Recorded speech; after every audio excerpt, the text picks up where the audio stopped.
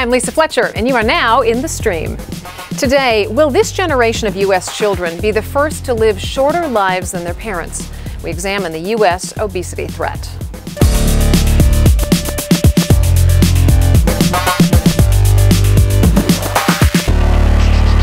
Filling in as digital producer is Anousheh Hossain, a writer and blogger. You can follow her blog at anoushehspoint.com. She'll be looking out for your live feedback during the program. So Anousheh, we've been looking at these numbers all day today, and they're a bit mind-numbing. They're gigantic. Yes, they are, Lisa. And I have to tell you that the numbers are surprising, but honestly, it doesn't really surprise me. And it seems like there are a few different reasons for the rise. The stream actually put out a poll to find out what our community thought is the #1 cause for child obesity. As you can see, our community is divided between poor diet, marketing of junk food, and the lack of physical activity. But for those of you at home, let us know what you think by going to stream.aljazeera.com or tweeting us using the hashtag AJStream. And to Anousheh's right is Susan Levin. She's the Director of Nutrition Education at the Physicians Committee for Responsible Medicine, or PCRM, a nonprofit organization dedicated to promoting preventative medicine and better nutrition. Susan, thanks for being here. Thanks for having me. So is there a story that you want to bring to our attention? There are a lot of ways you can do that, and if you want to use more than 140 characters, write us via Facebook. Just go to facebook.com/AJStream.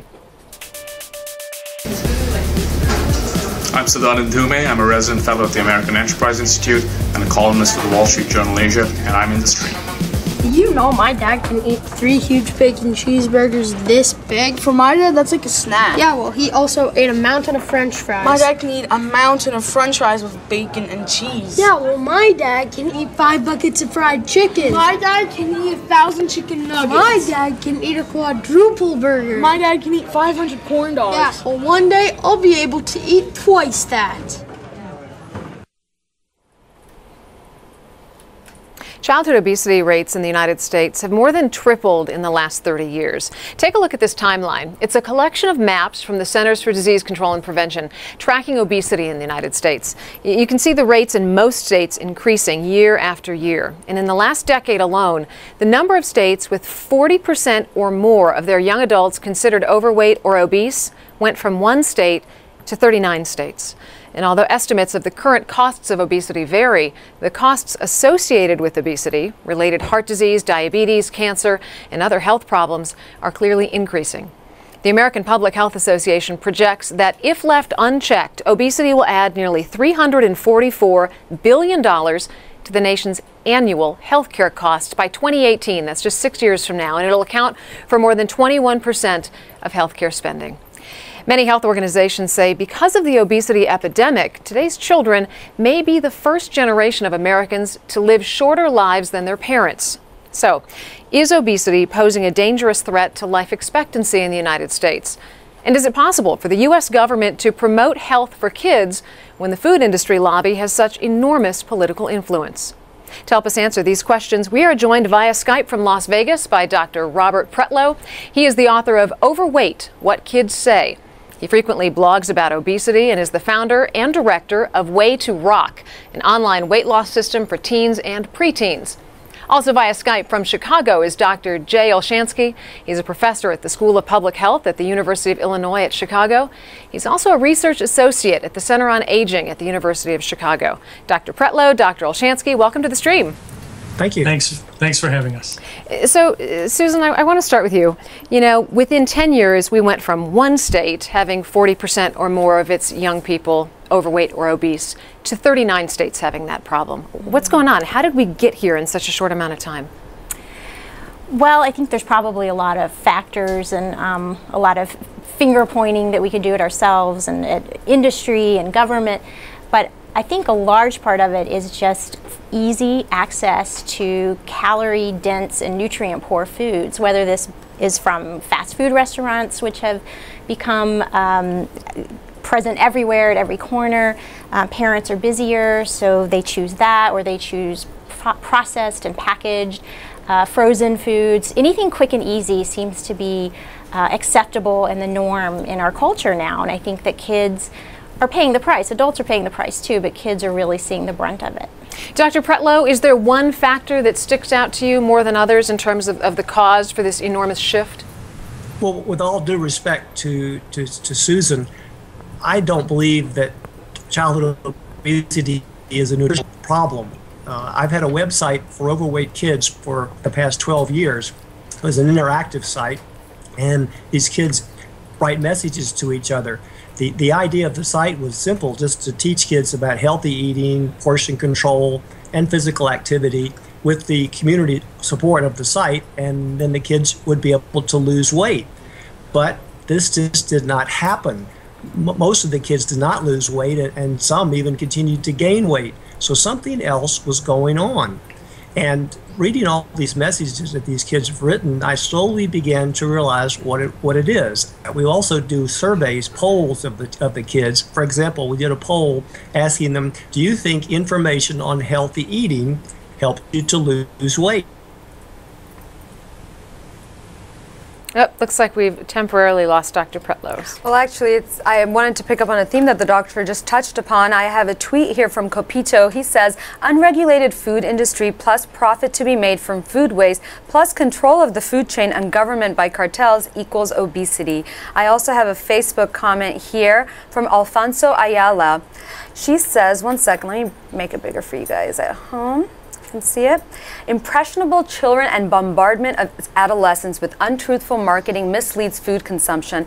I want to pose this question to you really quick. Would you agree that it's a bombardment? We've actually, surrounded our youth with these messages of what they should be consuming. Oh, absolutely. I mean, kids are watching TV, they're online, there's commercials everywhere. Even if you think you're watching a commercial-free program like a sitcom, I mean, there are commercials in there, movies. Billboards, I don't think you can get away with it. I would definitely say bombardment is a fair assessment. Dr. Olshansky, why don't you pick up on that in terms of the marketing component? How big of a role do you think that plays in terms of childhood obesity? Well, it's hard to tell. I mean, let me be clear. There's no question that the ingestion of food, the intake of calories that these kids are experiencing have changed dramatically in recent decades, and their exercise patterns have gone down. The school lunch programs have changed dramatically. They've eliminated exercise programs in the school. These are the conventional views, and I'm sure that they're having a very important impact on childhood obesity. I wouldn't rule out some alternative explanations. I mean, the pattern that we saw globally in childhood obesity suggests that it's not just those factors. There may be some other important factors, and let me suggest one that has come up recently as a suggestion, and that's the possibility of the introduction of certain antibiotics in the 70s and 80s to children that may have influenced their ability to metabolize food the way they used to, certainly the way previous generations have. So while there are conventional views of what's going on, I wouldn't rule out the unconventional views that something else that we've done may also be influencing these patterns. You know, Anusha, I think we have somebody who was actually tweeting in or Facebooking in about chemicals in food. Exactly. We have a video question I'd like us to take a listen to. Touches exactly upon the theme of chemicals. Hey Al Jazeera, my name is William Seagrave, all the way from US of A, and I've got to say I think one of the biggest reasons of obesity in the United States is simply the chemicals that are used in some of the food products that we purchase. For example, some friends and I went over to Kenya, and we ate a lot more food and we didn't even exercise, and we even lost weight. For example, here in the US we have stuff with like tetrasodium pyrophosphate and different food colorings, and just all that different stuff I think leads up to obesity generally. So Dr. Pretlow, I'd like you to answer that. Would you agree that it's about the content and the chemicals in the food? It's not content or chemicals per se, it's that the food tastes good. What these kids say on this website I've had is that they are miserable that they're obese. They hate they're so heavy that they can't do what they want to do, but they say they still have to eat stuff that tastes good, unquote. So there's something else going on there, and these kids even say that they're addicted to these foods, and there's new evidence now emerging that indicates that obesity has many of the similarities to other addictions. I currently myself am attending a conference on addiction in Las Vegas, and a fellow just gave us testimonial just a few minutes ago. He weighed 670 pounds. And he lost 379 of them. But he says his testimony was that he was a food addict. He was addicted to food, that food took the place of things in his life that he was missing. It filled the holes in his life. And once he was able to deal with his life, and then he was able to lose the weight, and he's maintained. He's not gained it back ever since. And he goes around the country trying to tell other people about his story. So that's really seems to be going on here. This summer, I've been conducting a study with 44 obese youth ages 10 through 21 using a new intervention that's based on the addiction model, and it's implemented as a smartphone app. And these kids identify certain foods that they really have a problem with. These are foods that they can't resist, that they crave when they try to resist, that they binge on. And when they eat these foods, they say that they can't resist doing it, but then they feel bad after they do it. So there's something in their part of their brain that they recognize is just out of their control. So Susan, I want to ask you, though, I think that Dr. Pretlow makes a good point, but how does that explain this exponential growth in childhood obesity? I mean, there were great tasting foods when I was a kid and when you were a kid, and I wanted to eat a lot of them, but 40% of my friends were not obese. Right. Well, I actually don't think Dr. Pretlow and I are disagreeing that much. I mean, I do think that high fat, high sugar, high sodium foods are very addictive and do trigger reactions in the brain that make you want to crave more.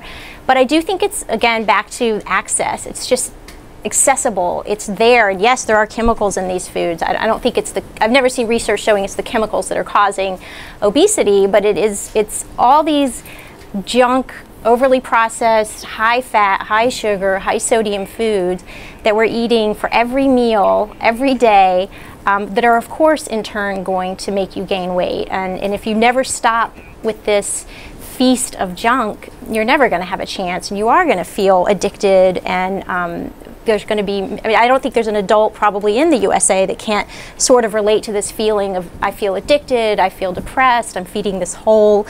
But it is still about the food, and it's about changing your relationship with food. But what about the message? I mean, we're talking about a message that many Americans get from the U.S. government, particularly the USDA. The USDA was an organization designed to support American agriculture. Mm-hmm. Within the agricultural industry, there's a lot of saturated fat. Mm-hmm. And a very powerful lobbying group. Yeah. So is the message at all altered because of the power of the politics? In terms of what Americans are told? Yeah. I mean, the USDA has a dual mandate, and its primary one is, as you said, to support agriculture.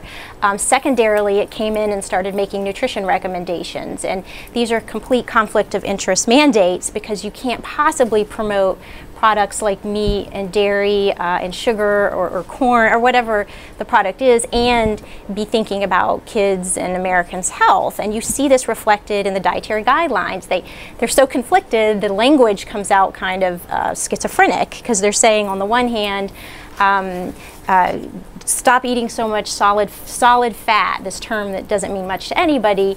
Well, what is the number one source of solid fat according to the dietary guidelines? Well, it turns out if you read all the graphs, it's dairy, but they would never tell Americans to eat less dairy, because that would then be in conflict with their primary goal, which is to get people to eat more dairy. So you just get funny language, and you expect Americans to sort of translate it, and that's not fair. I mean, that's why I'm here. I'm here to kind of translate that conflicting language, but I wish that the USDA would just do it right in the first place. Actually, if I could interject here, I actually don't think it's all just about the food. I mean, there was a confluence of events that occurred in the 1980s. The introduction of computers, the withdrawal of exercise programs in the school programs, the contraction of the time available for kids to eat their lunches, the types of lunches that are available to kids. The food industry gave us exactly what we wanted, which was a lot of food, high calorie, high salt, tasty in many instances, for less money. And I would add in, by the way, another variable that many people haven't even thought that much about, and that's sleep deprivation. We know that there's a relationship between sleep deprivation and desires for food, and we've become a much more sleep-deprived society in the last couple of decades. So the speed with which this childhood obesity epidemic occurred suggests that it's more than just the food, which means, by the way, it's not going to be just reducing the amount of food that you eat and exercising more that is necessarily going to fix the problem. It's going to be a bit more complex than that. I'm going to bring in our online community here for a second. It's totally echoing what we're talking about. I have a tweet here from Khalil Mirni. He says, childhood obesity is spreading from U.S. to Canada to UK and other European countries. Junk food and bad habits are, quote, fat factors. What would you agree with that, doctor, with that comment? About the fact that it's going global, yes. Yeah, well, first of all, let me just be clear. It hasn't spread in the sense that it's some sort of infection. But we have seen across the globe rather dramatic increases in childhood obesity and the prevalence and the incidence of childhood obesity. And normally I don't use the word epidemic that often. I use it very cautiously.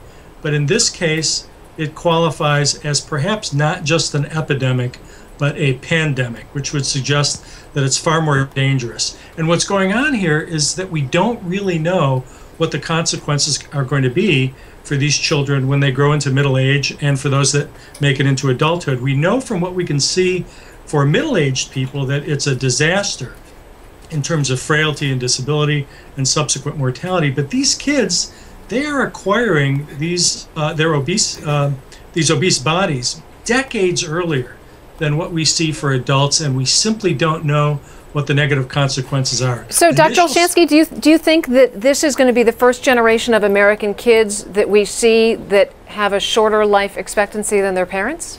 Well, that's what we predicted in 2005. Remember, we published an article in the New England Journal of Medicine suggesting that that's exactly what would happen. We predicted that it would take about 10 years to observe the decline in life expectancy. We were wrong. Unfortunately, it occurred sooner. We started to see declines in life expectancy among subgroups within the U.S. within about 5 years, certainly among blacks, among some Hispanics. We have seen dramatic increases in obesity, and it does not look good in terms of health, frailty, and disability among this younger generation. Susan, you know, one of the common arguments against eating healthier is that it's more expensive. Is that valid? No. I mean, beans and grains are one of the healthiest foods that you can buy, and they are pennies per serving. So going to the bulk section and getting a bulk grain, whether it's rice or oats or barley, getting bulk beans, of which there are dozens of types, pennies per meal, and then you throw in some fresh vegetables in there. It's really not expensive. It can be, like any diet, it can be incredibly expensive. You know, as you're saying that, I'm thinking lifestyle. That requires cooking. And is part of the problem that people's lives are so compressed now? They're jamming so much into small amounts of time, they just don't have time to cook a healthy meal? I think for most people, they think they don't have time because they're just sort of used to the seconds of preparation for most meals. But I do think there needs to be a quality shift in lifestyle, and it's going to probably involve being in the kitchen for just a few minutes longer than maybe you're used to. I do not have that much time personally, but I can boil a pot of rice and be really healthy. So I think if people can find a few extra minutes in a day to make a meal, they're going to be making, not only influencing that child to do the same later in life, but making the whole family healthier in that moment. You know, Michelle Obama, she launched a campaign called Let's Move. It was an attempt to solve the problem of childhood obesity within a generation. Take a look at this. Let's Move is a nationwide initiative that basically focuses on 4 key components. First, we want to improve the information and the tools that parents need to make the changes that are desired in their families. The second is that we have to improve the quality of food in our schools. That's where kids are eating many of their meals, and we have to do a better job of making sure that that food is quality. Third, we need to improve access and affordability of healthy foods. We have to eliminate food deserts in this country, and we need to do it now. And finally, we have to increase physical education for our kids. We need to get them moving. And we're going to be relying a lot on major sports organizations to help us achieve that goal. And we're very excited about that. Dr. Pretlow, I want to go to you. Any meaningful results so far from the Let's Move campaign?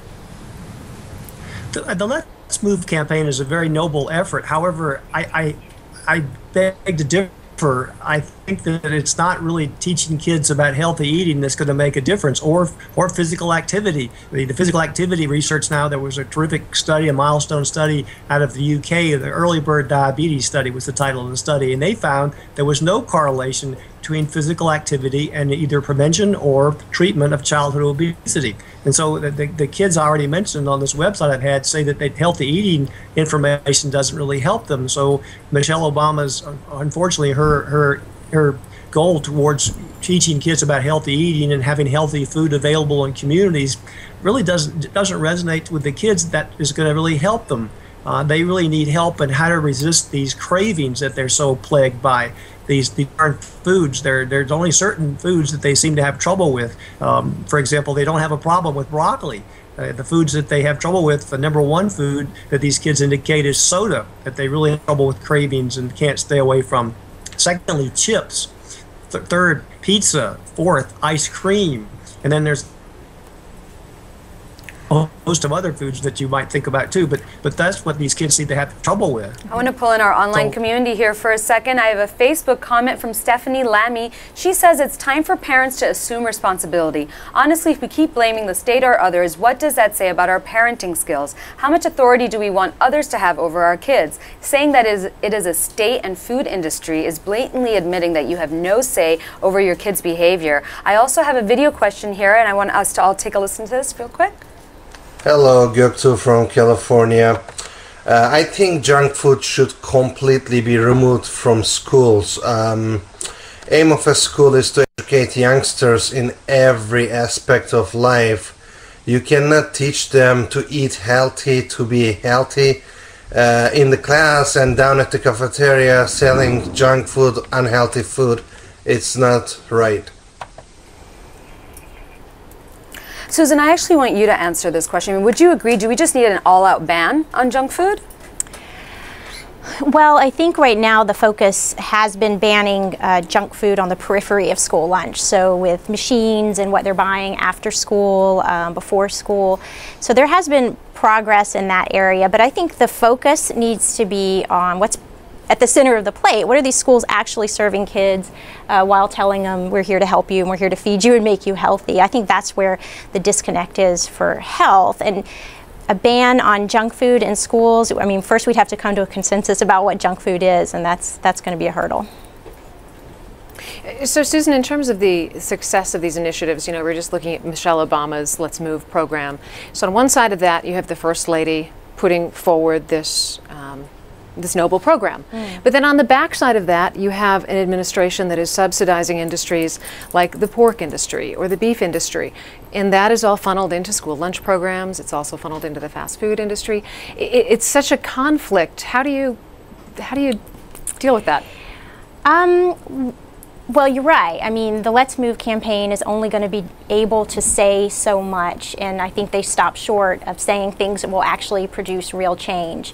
As much as I like the Let's Move campaign, and I do think it has started a conversation that is really important, and I think that's great, I think that's admirable, but I do think that the federal branch of government, the executive branch, they're not going to be able to say certain things that are in conflict with their own agencies like the USDA. So they're going to say, exercise more, because everybody nods and says, yes, exercise more. Eat more fruits and vegetables, yes, everybody agrees. It's a very safe thing to say. But all right, we're going to hold you right there. Okay. And we're going to finish this discussion in just a few moments. I want to say thanks to all of our guests, Susan, Dr. Pretlow, Dr. Olshansky.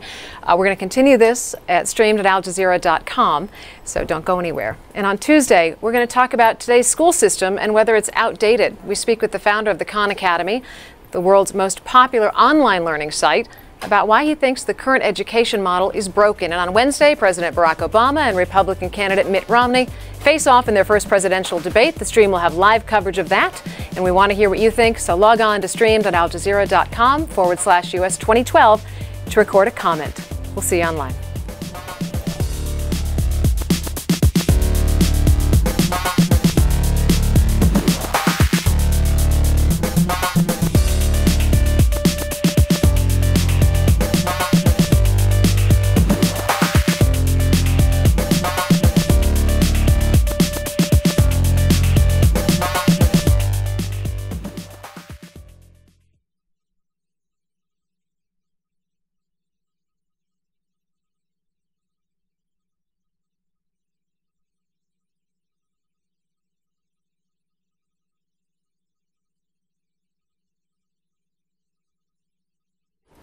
Welcome back to the Stream's online post show. I want to pick up where we left off with Susan Levin. We were talking about this inherent conflict of interest between, the government trying to promote childhood health and then the powerful lobbies that exist within Washington, D.C. that lobby for industries that may not be providing as healthy food for children as they could be. Where does that leave us in terms of breaking through and actually getting meaningful change? Well, I think that does leave us with what one of your writers wrote in and said, which is it's not going to all fall on the backs of the government. It just can't. But certainly part of it does, because if they are, like it or not, your kids, if they go to a public school, are part of the government, and they are being fed by the government. So the government should meet the bar of at least providing foods that match their own dietary guidelines. And even if I think those dietary guidelines fall short of what we really need, they're not even meeting that. So, you can't expect the president, unfortunately, or the first lady, no matter who they are, to say exactly what maybe an advocacy organization is at liberty to say, because they're just beholden to too many groups. Dr. Pretlow, whose responsibility is this? Is it the government? Is it parents? Is it kids themselves who are old enough to know better? It's all of the above, but parents certainly play a very key role in the childhood obesity problem. For example, parents, even at very young ages with their infants, use food as a way to soothe their infant. If he cries, give him a bottle. And then parents also, if the parents themselves are overeating, also will then have a lot of junk food available in the house. As one child, 380 pounds, said it's like living in a crack house for her with all the junk food that's around. And then third, parents use food as a way to give treats to their kids, actually to get affection back from the kids. There's one mother of a 150-pound 5-year-old that I've had experience with, and this child has heart problems and sleep apnea, terrible sleep apnea, and is really in almost dire straits from his obesity. But yet the mother says that she is just unable to stop giving this child treats. So she is really herself almost hooked or addicted on the affection that she gets from her child by giving the child treats. There's a term for that. It's called codependence. And the last thing also is that the parent may be critical of a child that has started to gain weight.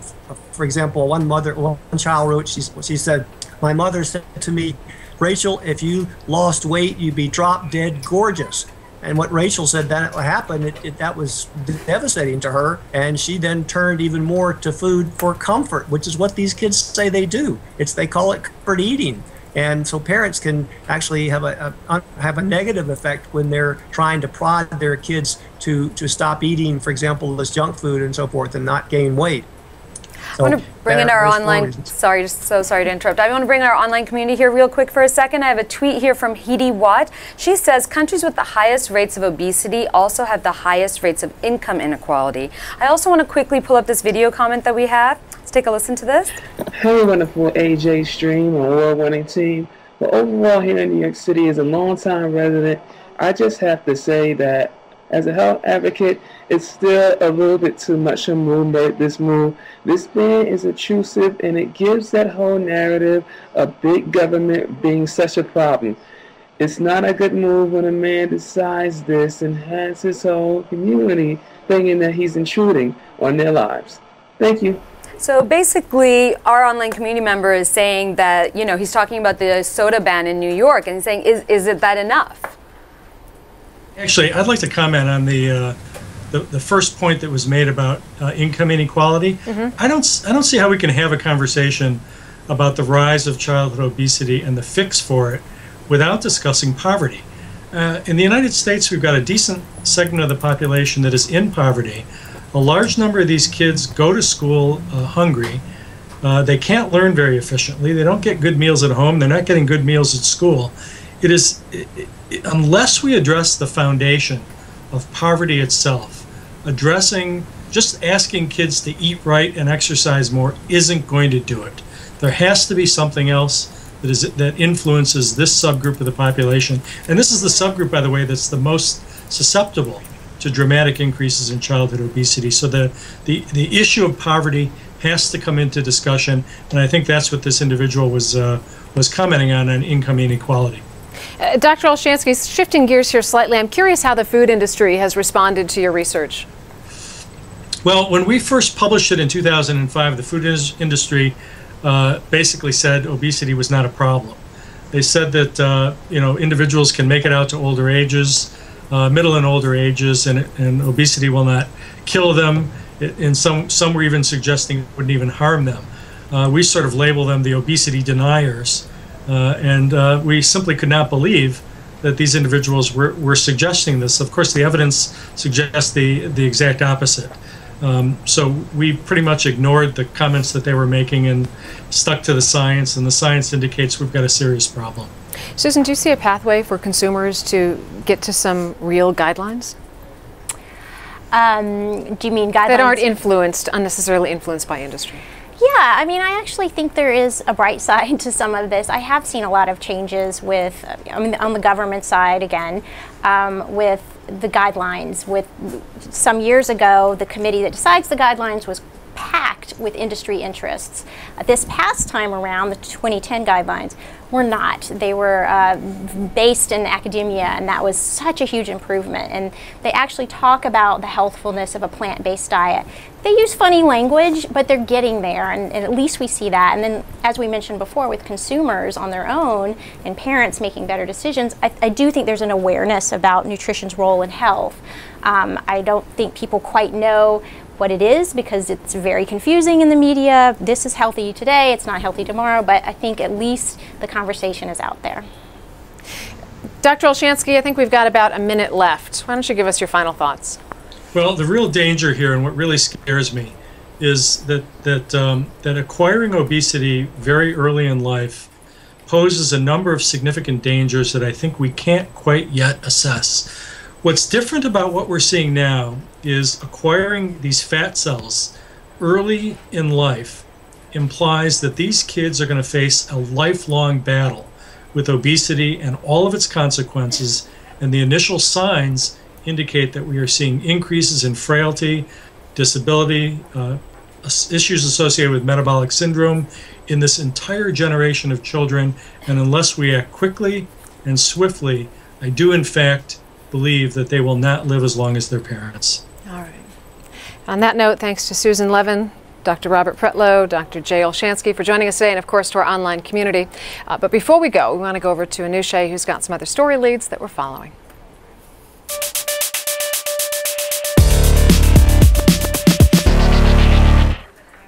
A picture showing a side-by-side comparison of an IKEA advertisement, one from Sweden and the other from Saudi Arabia, has gone viral.